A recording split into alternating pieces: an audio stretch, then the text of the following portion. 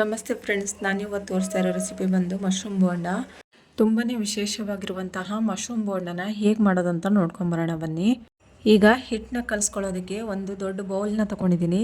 ಅದಕ್ಕೆ 1 ಬೌಲ್ ಆಗುವಷ್ಟು ಕಡಲೆ ಹಿಟ್ಟನ್ನ ಹಾಕ್ಕೊಂಡು ಜರಡಿ ಇಟ್ಕೊತಾ ಇದ್ದೀನಿ. ಹಿಟ್ಟನ್ನ ನಾವು ಈ ರೀತಿ ಜರಡಿ ಇಟ್ಕೊಳ್ಳೋದ್ರಿಂದ ಹಿಟ್ಟು ಕಲಸೋತಿಗೆ ಯಾವುದೇ ರೀತಿಯಾದ ಗಂಟಿರೋದಿಲ್ಲ. ಈಗ 1/4 ಕಪ್ ಆಗುವಷ್ಟು ಮೈದಾ ಹಿಟ್ಟನ್ನ ಹಾಕ್ಕೊಂಡು ಜರಡಿ ಹಿಡಿತಾ ಇದ್ದೀನಿ. ಅಕ್ಕಿ ಹಿಟ್ಟು 1/4 ಕಪ್ ಅಷ್ಟು ತೊಗೊಂಡಿದ್ದೀನಿ. ಅಕ್ಕಿ ಹಿಟ್ಟು ಜರಡಿ ಹಿಡಿತಾ ಇಲ್ಲ, ನಾನು ತರಿಯಾಗಿ ತಗೊಳ್ಳಿರೋದ್ರಿಂದ ಜರಡಿ ಹಿಡ್ಕೊತಾ ಇಲ್ಲ. ಈಗ 1/4 ಟೀ ಸ್ಪೂನ್ ಆಗುವಷ್ಟು ಅಜ್ವೈನ ಹಾಕ್ಕೊತಾ ಇದ್ದೀನಿ, ಓಂಕಾಳು. ಇದನ್ನು ಒಂದು ಸ್ವಲ್ಪ ಕೈಯಲ್ಲಿ ಕ್ರಷ್ ಮಾಡಿಬಿಟ್ಟು ಹಾಕ್ಕೊತಾ ಇದ್ದೀನಿ. ಉಪ್ಪು ರುಚಿಗೆ ತಕ್ಕಷ್ಟು ಹಾಕ್ಕೊಂಡೆ. ಖಾರದ ಪುಡಿ ಒಂದು ಅರ್ಧ ಸ್ಪೂನ್ ಆಗೋಷ್ಟು ಹಾಕ್ಕೊಂಡಿದ್ದೀನಿ. ಇದಿಷ್ಟನ್ನು ಚೆನ್ನಾಗಿ ಎಲ್ಲವನ್ನು ಮಿಕ್ಸ್ ಮಾಡ್ಕೊಳ್ಳೋಣ. ಈಗ ಎಲ್ಲವೂ ಮಿಕ್ಸ್ ಆಗಿದೆ. ಇದಕ್ಕೆ ಸ್ವಲ್ಪನೇ ನೀರು ಹಾಕ್ಕೊಳ್ತಾ ಹಿಟ್ಟನ್ನ ಚೆನ್ನಾಗಿ ಕಲಿಸ್ಕೊಳ್ಳೋಣ.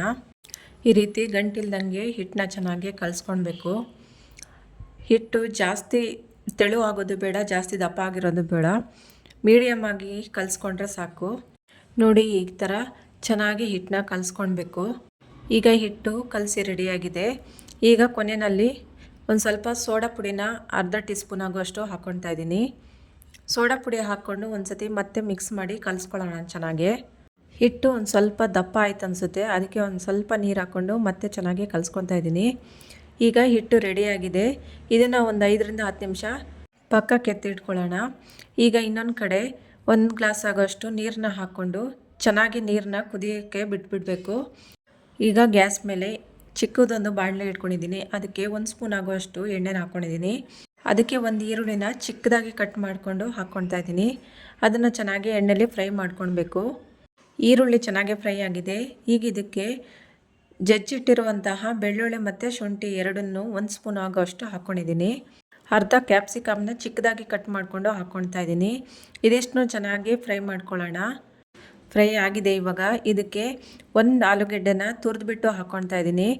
ಆಲೂಗೆಡ್ಡೆನ ಮೊದಲೇ ತುರಿಯೋಕ್ಕೆ ಹೋಗಬೇಡಿ. ಫ್ರೆಶ್ ಆಗಿ ತುರ್ಕೊಂಡು ಹಾಕ್ಕೊಳ್ಳೋದ್ರಿಂದ ಆಲೂಗೆಡ್ಡೆ ಕಪ್ಪಗಾಗೋದಿಲ್ಲ.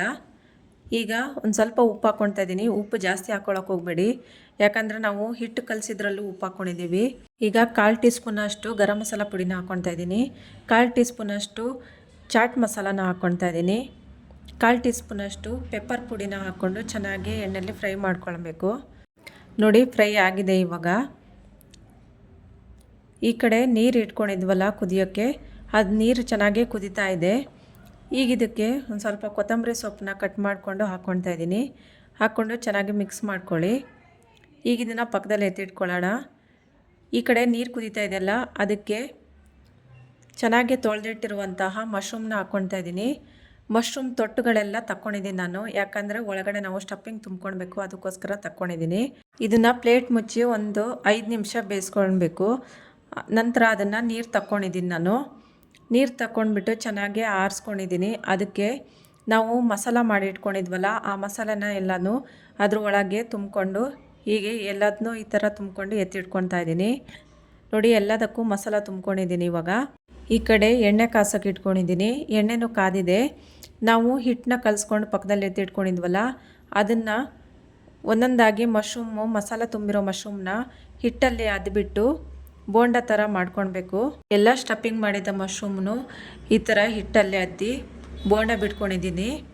ಈಗ 2 ಕಡೆ ಚೆನ್ನಾಗಿ ಬೆಂದಿದೆ. ಇದು ನೋಡಿ, ಗರಿಯಾದ ಮಶ್ರೂಮ್ ಬೋಂಡ ರೆಡಿಯಾಗಿದೆ. ಕಟ್ ಮಾಡಿ ತೋರಿಸ್ತಾ ಇದ್ದೀನಿ. ಇವಾಗ ನೋಡಿ ಎಷ್ಟು ಚೆನ್ನಾಗಿ ಬಂದಿದೆ ಅಂತ ಹೇಳ್ಕೊಂಡು ಈ ಥರ ಹೊಸದಾಗಿ ಟ್ರೈ ಮಾಡಿ ಮಕ್ಳಿಗೆ ಮಾಡಿಕೊಡೋದ್ರಿಂದ ಮಕ್ಕಳು ತುಂಬಾ ಇಷ್ಟಪಟ್ಟು ತಿಂತಾರೆ. ಇದ್ರ ಒಳಗಿರೋ ಮಸಾಲ ಅಂತೂ ತಿನ್ನೋದಕ್ಕೆ ತುಂಬಾ ಚೆನ್ನಾಗಿರುತ್ತೆ. ಬೋಂಡ ಜೊತೆಯಲ್ಲಿ ಇದು ಸಾಸ್ ಜೊತೆನೂ ತಿನ್ಬೋದು, ಇಲ್ಲ ಚಟ್ನಿ ಜೊತೆಲ್ಲಾದರೂ ತಿನ್ಕೊಳ್ಬೋದು. ನೋಡಿದ್ರು ಫ್ರೆಂಡ್ಸ್, ತುಂಬಾ ಈಸಿಯಾಗಿರುವಂಥ ಟೇಸ್ಟಿಯಾಗಿರುವಂಥ ಮಶ್ರೂಮ್ ಬೋಂಡನ ಹೇಗೆ ಮಾಡ್ಕೊಳ್ಳೋದಂತ. Thank you for watching.